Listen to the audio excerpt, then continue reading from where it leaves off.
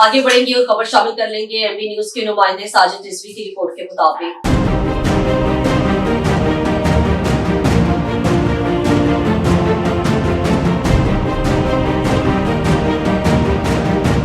DSP Lahore Hanif گل کی ہدایت پر F43 کے اعتراف میں تجاوزات کے خلاف آپریشن کیا گیا، جس میں پولیس کی بھاری نفری اور ریلوے افسران اور عملے نے شرکت کی۔ تفصیلات کے مطابق 25 جنوری کو Kot Lakhpat railway station yard اور اس کے اعتراف میں عارضی تجاوزات ہٹانے کے لیے ایک زبردست آپریشن کیا گیا۔